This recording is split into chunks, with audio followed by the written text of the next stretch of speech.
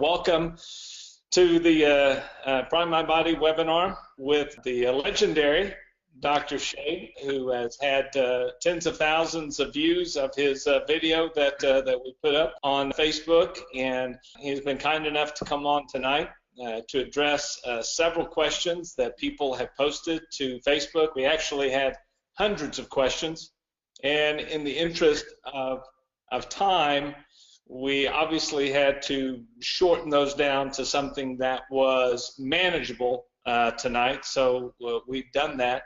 But Dr. Shade is going to spend several minutes addressing a lot of the questions. Now, let me start out with this just from the get-go. There were several questions in regards to, hey, I'm nursing, or I'm pregnant, or I have a child that has Asperger's, or I'm dealing with a family member with Alzheimer's or Crohn's disease or irritable bowel, or there were a lot of those questions and questions about the drug interactions. Here's the reality, guys. We don't really even touch those questions, and you might think that we're, wimping out on you, but we're not. I mean, legally, the FDA considers us a dietary supplement. And we are very careful to do everything by the letter of the law, not just the spirit, but the letter of the law. And the letter of the law says that we're a dietary supplement, which means we cannot treat, prevent, heal any known disease or illness, which means that if somebody is under a doctor's care, a physician's care, and is on medication, then they have to talk to the doctor. They have to share with them our hemp oil. And we try to put a lot of information out there about our hemp oil, and Dr. Shade's going to talk a lot about what our hemp oil does and how it interacts with the body. But we have to trust that the doctor that you're working with is up to speed enough in regards to hemp oil to understand any interaction. We can't give you that advice, because any advice that we give you would be interpreted as giving you medical advice. And that would be, one, unethical, and one, it would go against what the FTC or the FDA says that we can give you, the information we can give you. So legally, we can't give you that. So we're not wimping out on that. We've gotten several questions about it, but if you're under a physician's care, you have to share with your doc about what you want to do, and hopefully they're going to care enough about you as a patient to do their investigation. So we have to leave it at that. Obviously, you guys have heard me talk about Dr. Shade. You've seen him, you've heard him on calls, you've seen him at the event. He is by far setting the standard in hemp oil, and we are blessed to be working with him and taking this incredible oil all around the world. And he's going to spend a few minutes answering some questions. From a moderator standpoint, we'll have Austin Tice asking some questions of Dr. Shade. So we're going to go through about 10 or 12 questions, and Dr. Shade, as always, is going to give amazing detail. So guys, thank you for being on the call, taking time. We are recording this. It will be posted in your back office for viewing at a later date. So with that, let's not waste any time. Let's dive right in. Ladies and gentlemen, let me first introduce Dr. Shade, and then Austin's going to come on and start to ask a few questions. So Doc, thanks for being on the webinar with us tonight. Always happy to be here, and always happy to talk to you, Paul. I love it. Well, Austin, we made our shirts match. We did. We did. It was totally coincidence, guys. I'm telling you. We didn't coordinate it. I don't know if Austin, have you made it on to the webinar yet, brother? If you haven't, I can dive in, or Brian, I don't know if you're adding him on to it or not. Let's see if he's there. He's not on yet, but shortly. He's on. I see him on here now. You may make him a presenter.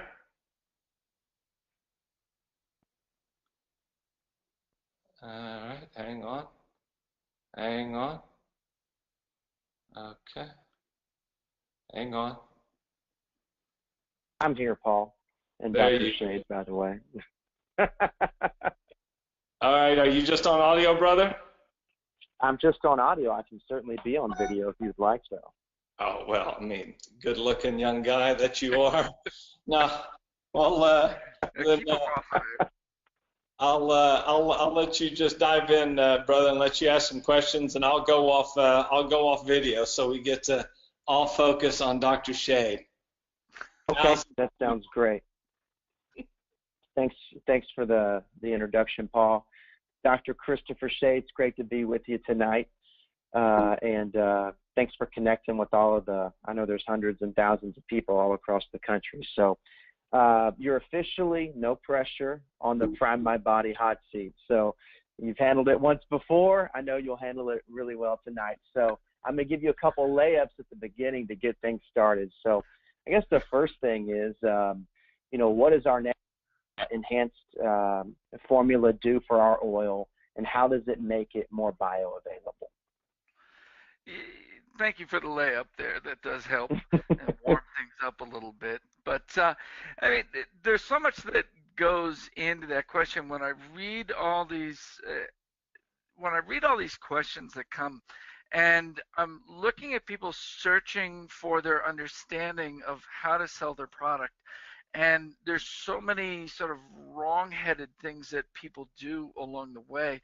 And whenever something explodes on the scene like hemp oil, CBD, you get everybody trying to one-up everybody else. And they talk about, well, what's the percentage of CBD in your oil? Oh, ours is 60, ours is 70, 80, it's 90%. Oh, then you just need crystalline CBD, it's pure CBD. And that's not what the game is about. The game is about how much gets absorbed. In functional medicine or in nutrition, they say there was originally you are what you eat. And then when we got into supplements and making supplements to supplement what you're not getting enough of in your diet, we realized that just putting something in a capsule and taking it into your GI tract doesn't guarantee that you absorb it. And in fact, some things like curcumin, you're getting a fraction of a percent, or EGCG from green tea, you're just getting a fraction of a percent in there. And so you are what you eat evolved to become you are what you absorb. And that brings you right into the realm of what we do in the world of liposomes and nanoemulsions. And what these are techniques for wrapping up lipids, or wrapping up lipids into little spheres. So lipids are fats, wrapping them up into tiny little spheres that are so small that they passively diffuse at a greater rate than an ordinary bulk oil that you take does. They passively diffuse through your mucous membranes into circulation at a great rate, thereby increasing bioavailability. Bioavailability is the fraction of something you ingest that gets into the body and is available to the body. So what we do is increase bioavailability. The nanoemulsification uses phosphatidylcholine and similar emulsifiers to break down the hemp oil into tiny little nano-sized droplets. And I'm sure we'll get into what the term nano means and why this is not a scary thing, and what kinds of nanotechnology you should be worried about, what kinds you shouldn't.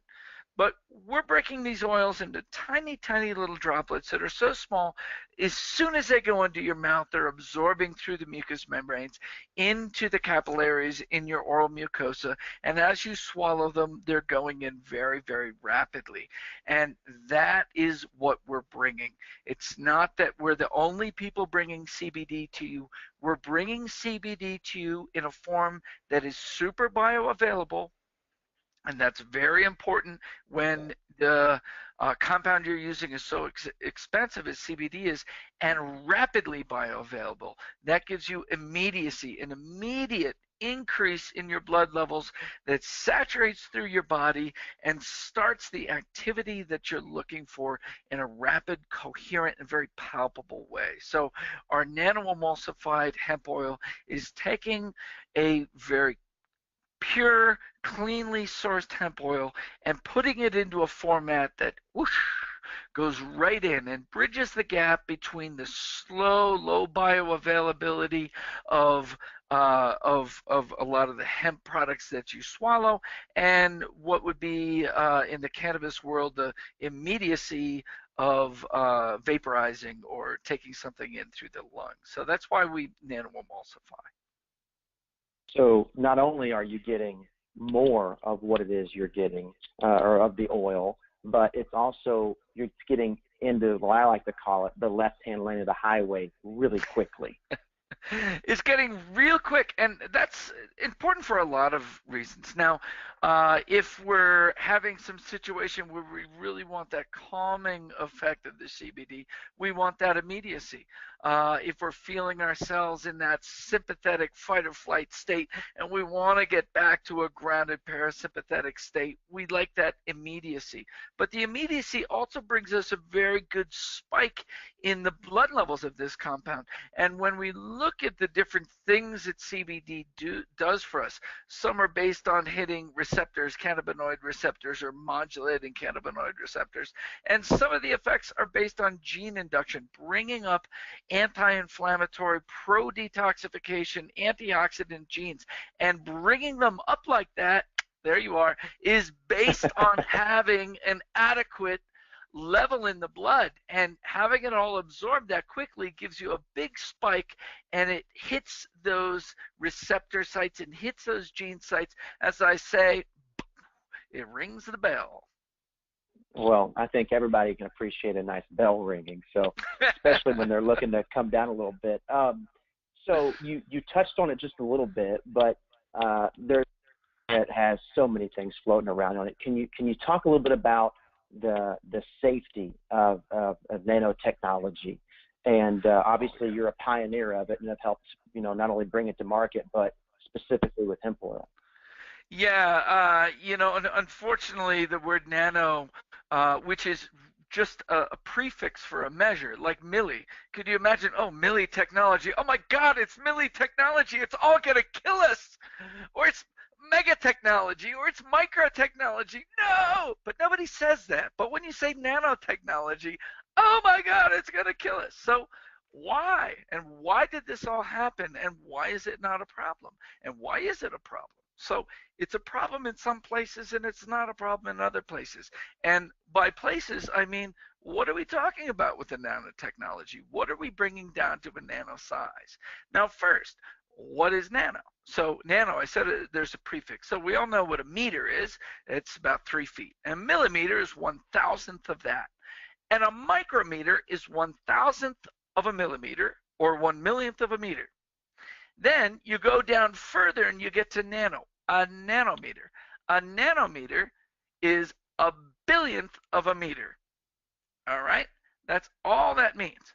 It's a size range. And nanotechnology was a term coined by the nanotech industry, which was an industry that specialized in taking mineral particles down to very small sizes, these nano sizes. These are mostly mineral catalysts. These were things, there was cadmium sulfides, and there was silver oxides and titanium dioxides.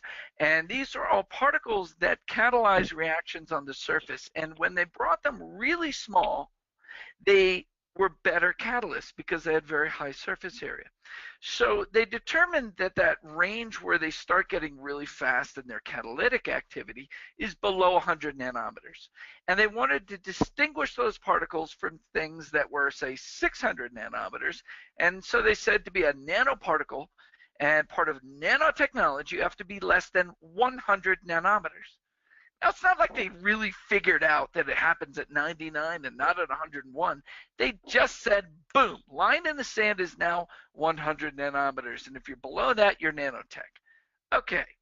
Now, that was all from guys who weren't working with lipids. They weren't working with nutraceuticals. They weren't working with health at all. They were working with catalysts. And so they made that. And those little particles, like a titanium dioxide particle that's 10 or 20 nanometers, is potentially very damaging to you because they're absorbed very quickly. They get into the body, and the body doesn't really know what to do with them. It's like, what's this? It's a titanium dioxide nanoparticle.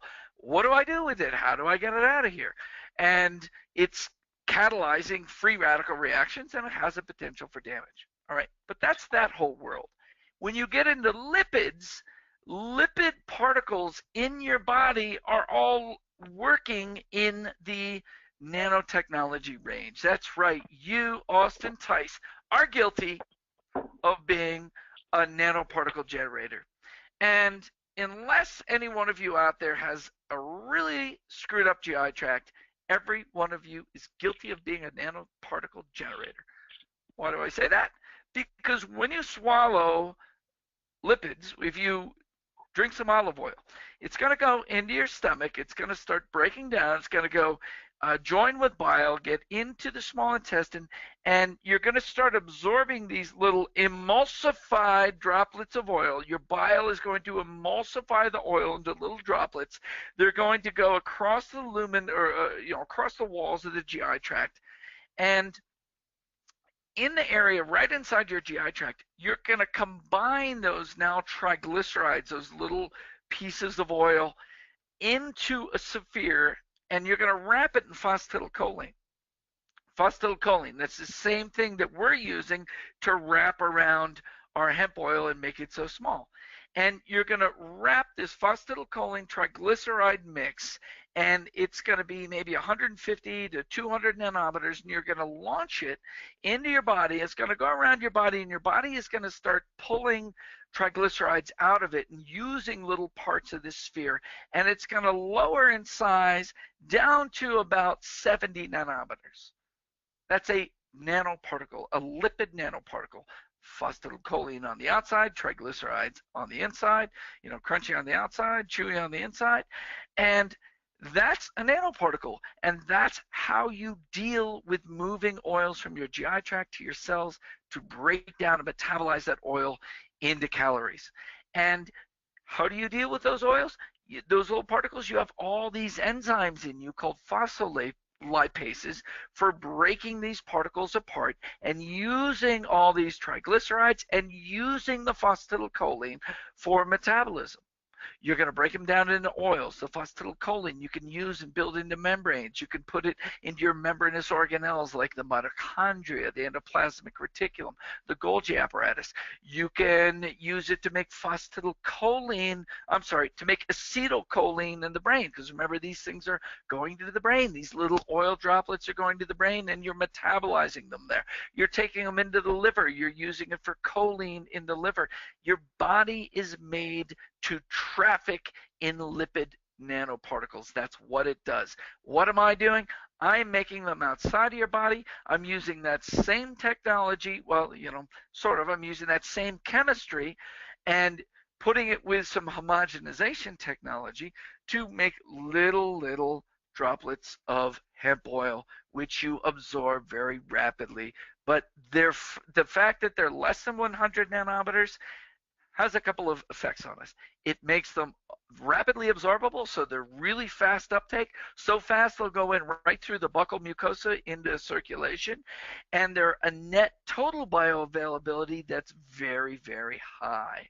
But it is not a worry. Just because they're underneath this number of 100 nanometers does not make them dangerous. And so if you hear Joe Mercola speaking on Mercola.com about lipid nanoparticles, no, he doesn't talk about lipid nanoparticles because he has no problem with lipid nanoparticles. I hand Joe my liposomes all the time. It's not an issue. But if he's talking about nanoparticles as a problem, he's talking about things like titanium dioxides, these mineral nanoparticles that can get lodged in you and can be a problem. With lipids, with nutraceuticals, it is not a problem. Did that cover that for you? That covered it. By the way, I'm only going to turn my webcam on when I'm asking questions. Otherwise, I feel like I'm just staring, like, and so I think the focus should be on you answering your question. So it's not that I don't want to be here. I'm letting you have the floor. Here I am to ask another question. Exactly. So we better pop up. I might never stop. Yeah. Well, I'll pop up occasionally. No, it was a fantastic answer and much more thorough than I could have ever anticipated. So next question, kind of, keeping on the same track, is can you discuss the cleanliness of the oil? We get asked a lot about sourcing, non-GMO, good manufacturing practices, the extraction process, those types of things I feel like are important for people to. Right. No, it's super important. And, this whole industry of using hemp oils has been on a very, very rapid and very steep gradient of learning.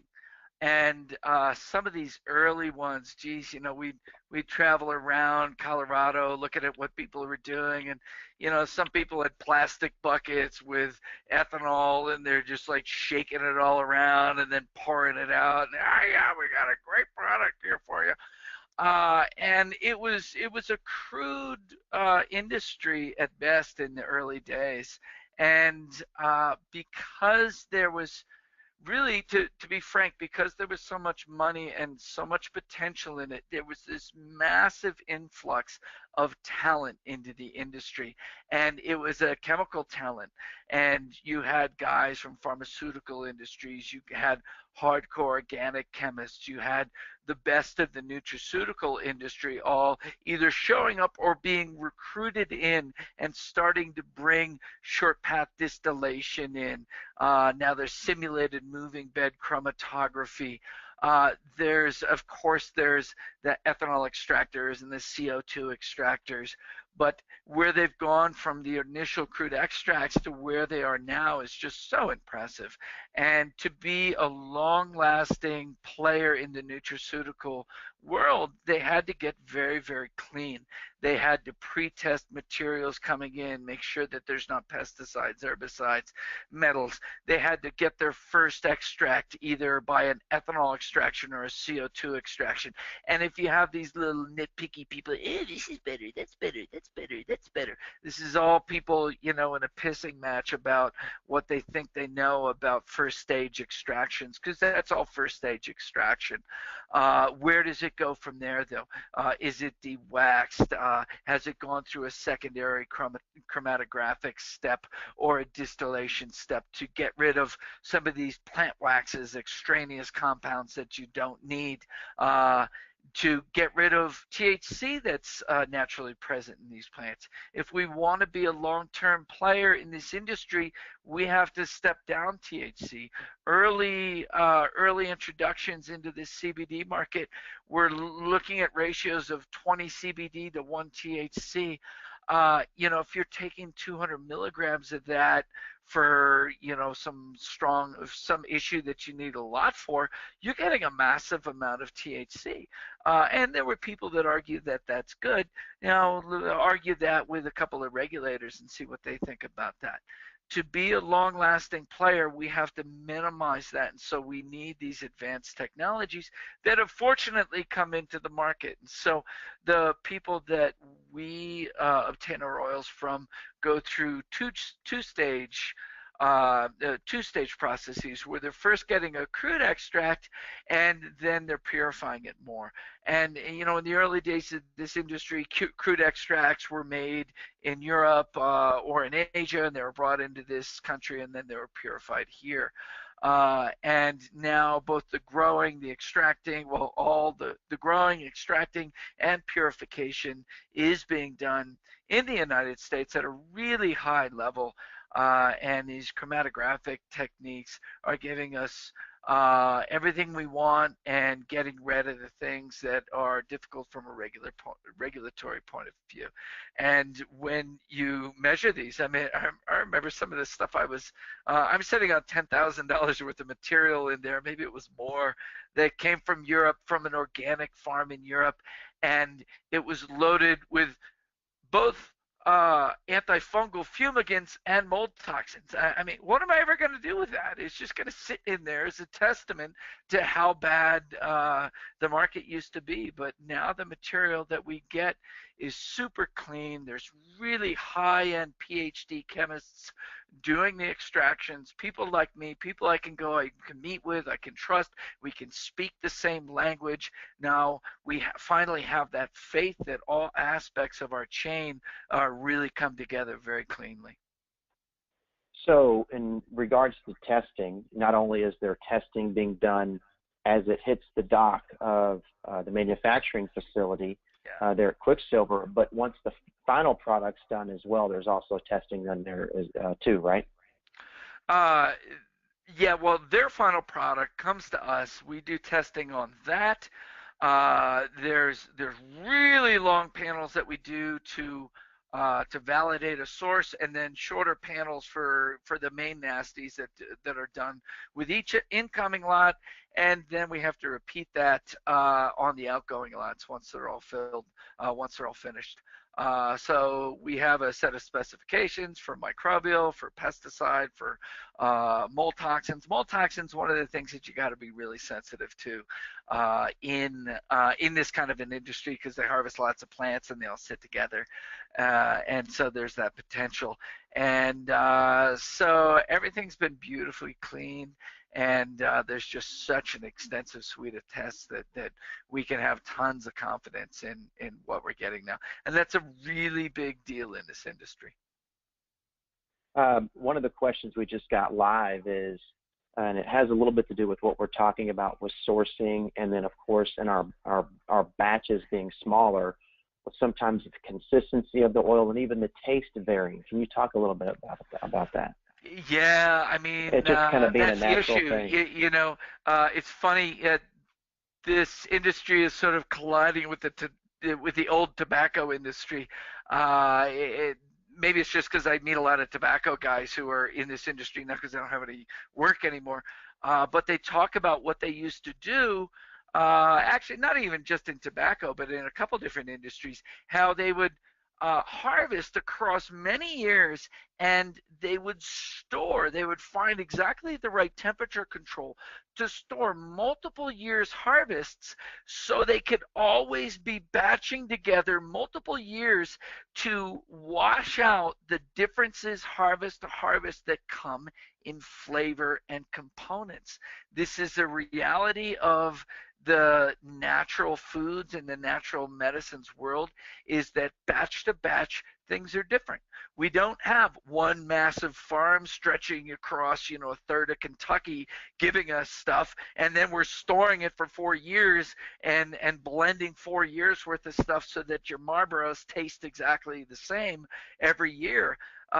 Orange juice guys do that too. They freeze it all up and then they mix it over years so that you don't taste that difference in Tropicana. But we are not immune for those differences because we're still small batch. We're still dealing with what comes to us, and it's coming from different farms, and it's having slightly different ratios of terpenes in there. And then even the oils that we use as part of the flavoring and emulsification, they're having variations that are coming in, and we're varying our sourcing. We're looking in the citrus oils for the very best sourcing, because that's actually the major source of the terpenes. And so as we go through sourcing, we're looking for the best values of the terpenes that we value the most, the best contents of those. And so we have to deal with some of these variations in taste and variations in consistency. And the consistency variations are coming mostly from differences in the wax contents in here. If you were to use, a pure isolated CBD, there would be no variation in the consistency. But because we use an extracted oil with natural components in it, those natural components affect the consistency. And we're always tweaking a little bit to dial that in and get it as stable as it can get. You'll see that there's really no other product, really there is no product even close to this on the market that reveals so much about the ingredients that are in it. You'll see some of the products out there that claim they're a liposome or they're an emulsion. Pour them out, get a nice tall thin glass, like a tall thin shot glass, and let them sit in there and watch the layers separate. If you're near a science lab, put them in a centrifuge tube, watch them break into multiple different layers. Nobody has a perfect emulsion like we do that batch to batch is showing you so much about the products that are in there, allowing you to taste what the oils are telling you, allowing you to taste what the terpenes in the flavor oils are telling you. That's why you're exposed to seeing these differences. When it's just a big gamish covered by really heavy synthetic flavorings, you're not going to notice that. But we can't do that, so you're going to be exposed to some of this variation. Yeah, unfortunately, I don't have a centrifuge here in my office, but after hanging out with you long enough, I'm thinking it might be a good investment. It actually is pretty cool to see some of the different oils that talk a big game, what it actually looks like when they're spun around at a high speed for a minute. It's mind-boggling to see the separation that takes place. It really is. Oh, it's crazy. I mean, a lot of these, they're what are called mixtures. So if you're really a true nanoemulsion or really a true liposome, and a liposome is a slightly different term, similar to a nanoemulsion, but it's for water-based things. If it's really true, it'll look like an oil. You'll look at it and it'll look like a cooking oil. You'll be like, is that olive oil? Is that sunflower seed oil? Have a similar consistency to it. And when you put it in a centrifuge, it comes out and it still looks like an oil. There's nothing that goes to the top. There's nothing that goes to the bottom, because what it is these tiny little droplets of oil suspended in the water, and they're so small and they're so well suspended that what's called Brownian movement, their natural vibration in the fabric of time-space, and that's not even exaggerated. They're just vibrating, and that power is stronger than the gravity as long as they're perfectly stable, so they don't break. A bad emulsion, a really crude emulsion, or one that isn't even really an emulsion, and you'll see the ones that have xanthan gum in them are always false emulsions, and xanthan gum is a thickener designed to prevent the separation of the oil and water. Like you look at, my favorite xanthan gum example is sriracha hot sauce. You can have sriracha in your refrigerator for like 10 years and it never separates into like chili powder and liquid. It's just always that sriracha stuff. But everything else is separating, and it's because it's got all this xanthan gum, and it's making it so thick that gravity's not able to separate those. But then you put it in a centrifuge, and that gives you, 5, 10, 20 times gravity, and they're pulled apart, and you see the different layers. I wish I had one here. In the centrifuge, you'll see a layer of the heaviest gum, the thinner gum, and then a black layer of hemp oil on the top. And all it was like throwing it all in a blender. It was a smoothie, and you're paying a lot of money for your hemp oil smoothie. But you were here. The tragedy in Houston had you parked here for a week, and you got to see all this stuff quite often. Yeah, almost daily. In fact, even when you weren't around, I was fumbling through all of it. I was waiting for you. I was like, I'd rather ask for forgiveness than permission at this point. So I've got a lab coat on, and, it says Dr. Shade on it, and I just had carte blanche throughout everywhere. Of all the things I thought that would not be mentioned on the call tonight, I wonder what the odds that sriracha was going to be used as an analogy. I would have liked to have had those before the call started. So we'll move on to the next question. So on the back of our label here, you see the word phytocannabinoid diols. Can you talk a little bit about that and what those are? Yeah, so phytocannabinoid diols are a group or a subset of the cannabinoids in cannabis sativa. One of the questions, let's just get out another question. One of the questions that comes up all the time is, what's the difference between marijuana and hemp? It is a functional definition. Functional definition means there's something, or in science we call it a conditional definition. There's something you can measure in there that at a certain level it's this, and a certain level it's that. And so the cannabis sativa plant can be marijuana or it can be hemp. If it's measured, if it's harvested and the THC in a mature plant, the THC concentration is below 0.3%, it is hemp. If it is above 0.3%, it's marijuana. Okay, so same plant, bred differently over years. Hemp has been bred for fiber, for protein, for oil, and marijuana was bred for, well, you know what marijuana was bred for. It was bred for THC. So Same plant, lots of cannabinoids. One's bred not to have the psychoactive cannabinoid THC so that people can grow it industrially. Now, what that ended up doing is selecting the plant out to have different cannabinoids, and CBD was the main one that we're looking for. So a diol versus an ol. OL, the postfix, the ending OL means that there is an OH group on it. THC, tetrahydrocannabinol, has one OH on it. CBN, cannabinol, has one OH on it. Cannabidiol has two OHs. And cannabigerol, even though it doesn't say cannabidiol, is a diol. It has two OHs on it. Now, CBD also has a homolog, meaning it's almost the same but a little bit different. The carbon chain's a little bit different. It's called CBDV. I don't know, what is it called? Cannabidivarin. CBDV.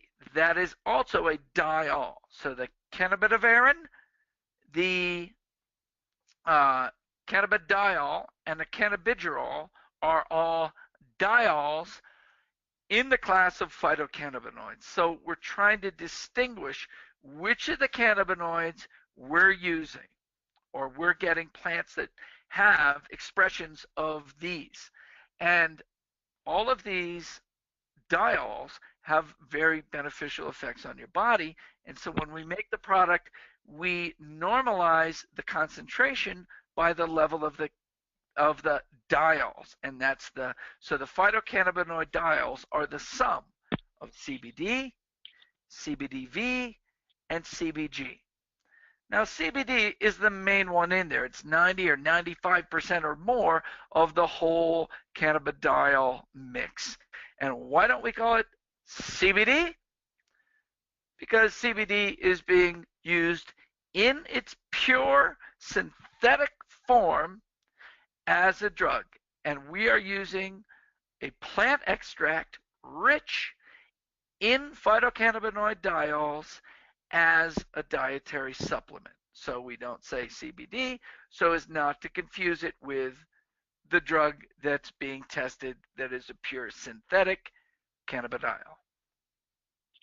Amazing explanation. Had I had a professor in college that made science and chemistry as fun and simple as you make it, I might have done better than having expectations. Just kidding.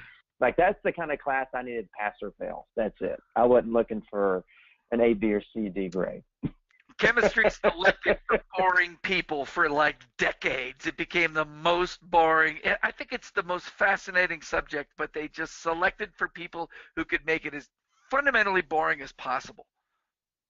Well, one of the this next question, you've kind of, we've kind of been around it and in it all call, but I think it's worth just sort of driving it home.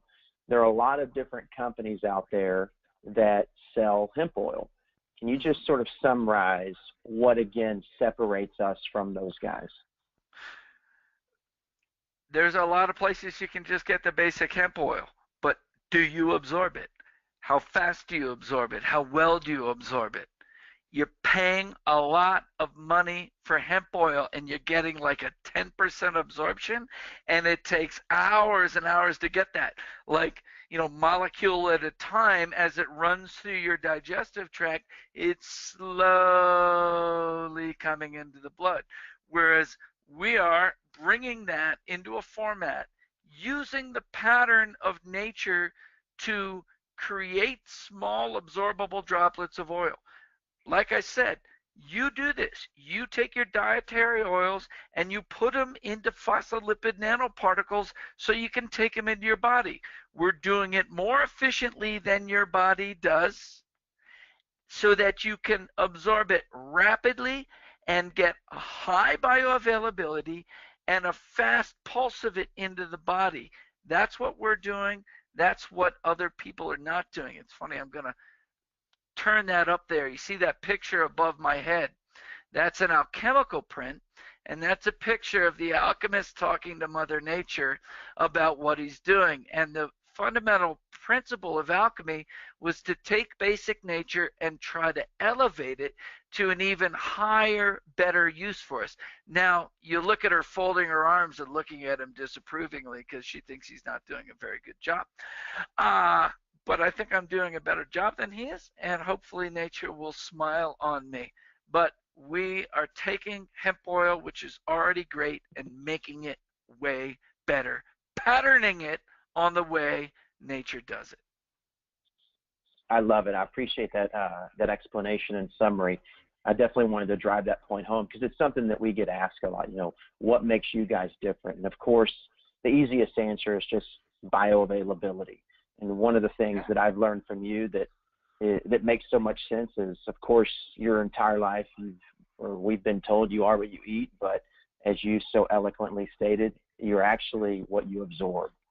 And so that's something that is pretty easy, I think, that everybody can remember. Kind of staying on the same wavelength of thought, you know, there's a lot of companies now beginning to talk about the effects of essential oils on the endocannabinoid system. In fact, many of them are saying that oils are more effective than hemp, specifically oils that contain beta-carotene. So if you don't mind, would you mind diving in and addressing this? Oils are better than hemp at being hemp. Did you just say that? Did you really stand on the stage and say that? Not you. There are people starting those rumors, so the floor is yours. Yeah, this one could go on for a while. I better close the camera then. But the funny part is, well, these oils are better at hemp than being hemp. You know, the reason it's a cannabinoid receptor is because it responds to cannabinoids. And to say that cannabinoids don't hit cannabinoid receptors is kind of silly. Now, what's at stake here is beta-caryophyllene. And I'm a big fan of beta-caryophyllene. I just don't like overstating things just because you want to push down Prime My Body and you want to push down CBD and say, CBD isn't CBD, only beta-caryophyllene is CBD. Beta-caryophyllene is a terpene.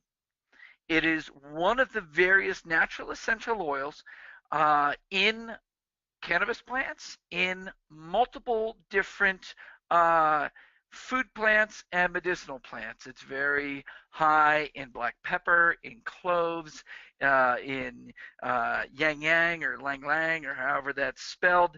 It's in Melissa officinalis. And it is a great terpene because it does hit the cannabinoid receptors. There's a lot of things that are cannabinoid agonists. Now, we know THC as a cannabinoid receptor agonist. I'm sorry, side note, what does that mean? We all know antagonist. Now, I can antagonize you just like people are antagonizing me. We know that. But what if I agonized you? Oh, come on. That's agonizing. So when we're nice to each other, we're agonizing. So that's the funny thing, that we took antagonist into our language, but not agonist. So an antagonist fights against something, and an agonist encourages something. So if you're a receptor, like a cannabinoid receptor, an agonist is something that sticks to the receptor and turns the lock so that it signals the body to do what that receptor signals for. And so for cannabinoid receptors, especially the CB2 receptor, that's signaling for anti-inflammatory or inflammation control in the immune system. This is one of the things that we really like about cannabinoids. And we all know THC because it's such a seriously potent agonist. Seriously potent means a little bit has a whammo effect. And THC hits the CB1 receptor mostly, and unless it's in the presence of CBD. So THC first goes after the CB1, and we all know what that does. Boom, it gets you high. But when the CBD is there, the CBD is changing or modulating the CB2 receptor so that the THC is more likely to go and hit that receptor. So CBD, one of its beauties is how it modulates and sort of sets up the tone of the CB2 receptor, so it's more likely to be activated. Now, what activates it? Yeah, THC activates it. all of your endocannabinoids activated, anandamide, 2-arachidonoglycerol, and then all of there's like a dopamine conjugate of it, there's a glycerol conjugate of it, but anandamide and 2-AG are the main ones. So what does CBD do? It's getting the CB2 receptor ready to be induced. It's increasing the formation of 2-arachidonoglycerol. It's decreasing the breakdown of anandamide. So it's pooling up those endocannabinoids and setting up the receptors so they act on it. Great. Now, are there other things that we can use to activate our cannabinoid receptors? Well, there's a lot of natural medicines that do that, just nowhere near as strong as THC, and most of them not as strong as our endocannabinoids. So EGCG from green tea is good, but it's about 100 times weaker or more than THC. Diindolylmethane, which I use a lot and I've found has a really profound effect on neuroinflammation, also is an agonist, especially for the CB2 receptor. And then beta-caryophyllene is an agonist for the CB2 receptor, almost as strong as anandamide and 2-arachidonoglycerol. Wow, that's really cool. So we have, in our formula, we have CBD setting the stage of the CB2 receptor, getting it ready to be activated, and then we have something to activate it. And that can be our endocannabinoids, or it can be some exogenous substance like the beta-caryophyllene. Boy, wouldn't it be good if there was beta-caryophyllene in the CBD hemp oil? Let's say before we get to beta-caryophyllene in the product already, let's talk about what else CBD does. So, I was reading some of this rambling spiel and this rambling spiel from, and this is coming second, through somebody else. So maybe he didn't say it all like this. They're acting like CBD does nothing for you because it doesn't ring those receptors really well. Well, I said already, it sets it up and increases your endocannabinoid tone. But for the neuroinflammation, which is something we love so much about CBD, it is directly an NRF2 upregulator, meaning it's upregulating all the glutathione genes. And these are antioxidant, chemoprotection, anti-inflammatory genes. It's downregulating the CCL genes, which are pro-inflammatory genes, especially these are genes invoked when you have endotoxin, which is coming from leaky gut or from infections and causing a runaway inflammatory response. So CBD downs inflammation, turns up anti-inflammation and chemoprotective effects, modulates the CB2 receptor, increases endocannabinoid tone, and guess what? Beta-caryophyllene, which is hanging all their hats on, is present naturally in the citrus oils that we use. And guess what? We screen citrus oils we use for a very healthy beta-caryophyllene content so that we get that effect. We knew that already. Dr. Shade, I appreciate you. I mean, that was going to be mostly layups for you, and I wanted to allow to kind of wrap up the call with another beach ball and a tee that you could knock out of the yard. And I appreciate you going into the level of detail you did, and also keeping it and delivering it in a way that's easy to understand. And every call we do, and even every conversation we have, I walk away with a little bit more in my arsenal to better talk about this. One of the things that we'll wrap up on is, and this is a question we actually got during the call. Hey Austin. Yeah. I just wanted to check and see what Dr. Shade really felt. I mean, because I wasn't clear on that one. Okay, no. I'll hand it back to you now. What are you really thinking? You know how many times I've heard that? Okay, back to you. I'm going on mute again. That's not the first time Paul or I have asked Dr. Shade, so tell us how you really feel. Anyways, we do get asked a lot, is it uncommon for someone to, on occasion, feel when they're first getting started on the oil, some detox symptoms, either in their body and or mind? Oh no, not at all. And this is, you know, I run a company that's really fundamentally rooted in detoxification. It's one of the things I believe so deeply in. We're so altered. We're so hindered by the toxic load that we have in us, and uh, the toxic load is locked into us by being in a sympathetic autonomic nervous system state. That fight or flight state tells your body it has to get out of a situation to survive, and it doesn't do secondary processes like detoxification.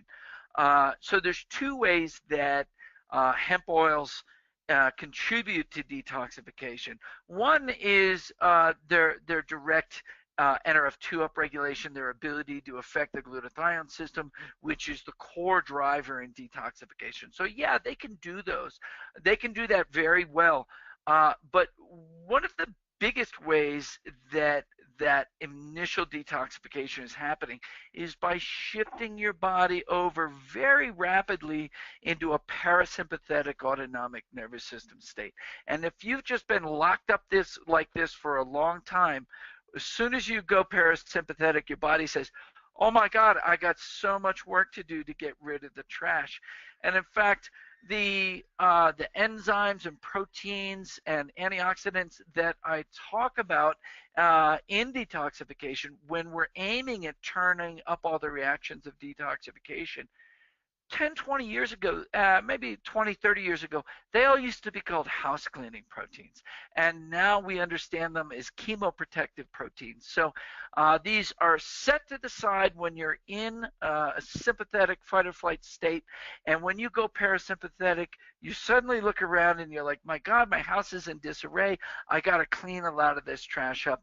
And cleaning the trash up, unless everything's lined up really well, can come with some negative effects. And so if you're having those and you want to ameliorate them, you want to turn those down, you want to make sure that your liver is moving, meaning that you're moving bile, and for that, bitter herbs are really good for that. You can go to a health food store and ask them for a bitters formula, like Swedish bitters, or even cocktail bitters like Angostura do that, or extracts of gentian or myrrh, and that'll help move that. And you can always take charcoal capsules to calm down all that or bind up all that stuff moving into the GI tract. And so that'll help you with those initial detoxes. So it is not unusual at all. It definitely can happen. Yeah, and you know, I'm sort of walking, talking, living proof. You know, sometimes it takes a step or two back to 5, 10, 20, or 100 forward. So I had you and JT deep in it. Yeah, we did. We did. We were, and I think we'll forever always be as long as we're working with you. So, and it's cool here. It's cool hearing you talk about that because, you know, the whole brand, you know, the theme behind Prime My Body's been helping to remind people of who it is they're capable of becoming. You know, stepping into their God-given potential, mentally, physically, emotionally, spiritually. And so much of that falls into alignment with everything you're saying, and more specifically with what the hemp oil is doing. And so it's been awesome to hear the ins and outs of the answers to these questions reiterate that in so many ways. Absolutely. So we'll go to the next question. Can you talk a little bit about the Quicksilver Prime My Body relationship partnership? And one of the questions that we get asked on occasion is, of course, Quicksilver sells a Colorado hemp oil, and then of course you manufacture and create for us an exclusive hemp oil that we distribute exclusively through Prime My Body. Can you talk about the differences in those two oils? Yeah, I mean, it really is just coming down to a potency thing. And, you know, unfortunately, people aren't really good at math in this world. You know, you put us up in the global math tournaments and we come in like 489th in the world, you know, somewhere behind Leftwanistan. We're pretty stupid with math. And so calculating a milligram per, you know, a dollar per milligram thing is kind of lost on us sometimes. And if you were to do that and you look at your $120 bottles of hemp oil, not the $149 pay this once to get in, but what people are paying day to day, you're getting a slightly cheaper price per milligram of hemp oil than the Colorado hemp oil. You're talking about, I forget what it is, $119 versus $95. And that's $119 for a 16 milligram per dose amount versus $95 for a 12 milligram per dose amount. So there's this 33% increase in the dose and a commensurate increase in price that makes the Prime My Body a little bit cheaper. But one of the things that we like in a more potent product is the efficiency of absorption. Absorption is based on surface area, especially absorption of these emulsified, pre-emulsified products. That's what we said. They absorb in the mouth, they absorb going down through the stomach, into the small intestine, but there is a limited surface area to absorb in. So if we can use less volume to get the same milligram amount, we actually have a better absorption based on that surface area there.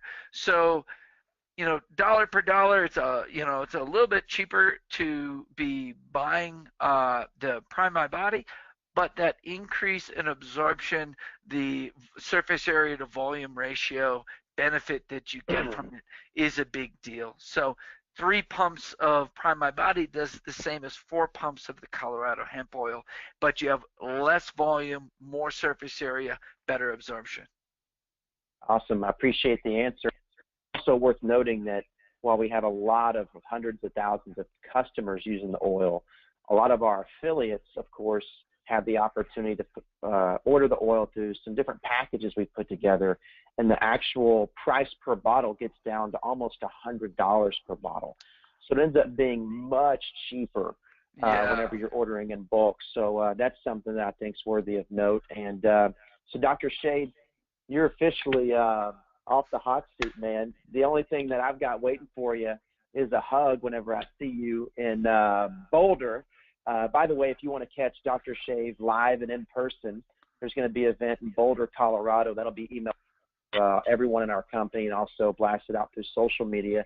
That'll be on Thursday, September 21st. You'll have a chance to hear from Dr. Shade, shake his hand, meet him, of course, our CEO, Paul Rogers, and our lead marketer, JT, Mr. John Taylor. So, Dr. Shade, it was good to connect with you tonight as always, and I'll hand it back to both yourself and our CEO, Paul Rogers. Thanks so much, Austin. See you. Thanks, Austin. Great job. Dr. Shade, you're amazing as always, man. You're a rock star. You're going to have to go get like a serious tan and start wearing sunglasses now. Yeah, you're I got the ones with the little dots on them. Oh, heck yeah. A little bling. Absolutely. Bling, bling. Very nice. Man, I appreciate your time tonight. Everybody got so much from it. We'll do this again. There's more questions out there. The question board has been lighting up tonight. So thank you. We'll let you go back to your family. I appreciate all that you do and look forward to taking it all around the world. So we'll let you close with any closing thoughts you might have tonight. No, I thought we covered things really, really nicely tonight. Those are some really important things that, I've iterated through trying to explain them to people, and I think, we're getting down to the essence of what these answers are all about. It's about absorption, and we're patterning our absorption on the way that nature gets oils into you. This isn't some crazy nanotech that's coming to get you. It's not crazy chemicals that are coming to get you. All that kind of that fear, that fear mongering that's spread on the internet, you really got to stay away from that. You got to be careful of that. Though the internet is great for all the information, in functional medicine we say Dr. Google is the biggest danger to us all. So listen to these responses. This is real true science for you, trying to be as understandable as possible. You have a fantastic product, patterned on the way nature did it. No, I love it. I always said you're one of the smartest people I know. One of the things I love most about you is that when you explain it, you don't make people feel stupid, which is a real sign of a high level of intelligence. So thank you so much, Doc. I appreciate your time, and I know everybody else does as well. Go have a wonderful evening. Thanks, man. All right, my family's here. Take care. Bye-bye. Bye-bye.